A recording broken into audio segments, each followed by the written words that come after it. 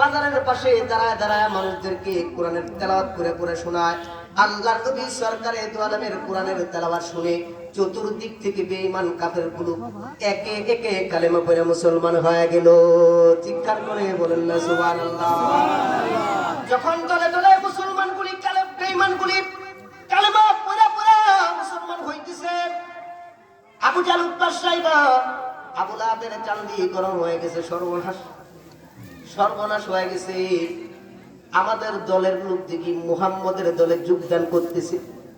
মুহাম্মদ সাল্লাল্লাহু আলাইহি ওয়াসাল্লাম এমন এক গ্রন্থ তেলাওয়াত করে যে গ্রন্থের আকর্ষণে মানুষগুলি কালেমা পড়ে পড়ে মুসলমান হয়ে যায়। যেমন করে হোক মুহাম্মদ সাল্লাল্লাহু আলাইহি সাল্লামের কোরআনের তেলাওয়াত বন্ধ করতে হইব। মুহাম্মদ সাল্লাল্লাহু আলাইহি সাল্লামের কোরআনের তেলাওয়াত বন্ধ করার জন্য আরবের বাহির থেকে ইয়ামান শহর থেকে মোটা অঙ্কের টাকার মাধ্যমে জামাত নামক একজন জাদুকরকে মোটা অঙ্কের টাকার মাধ্যমে ক্রয় করে আনলেন।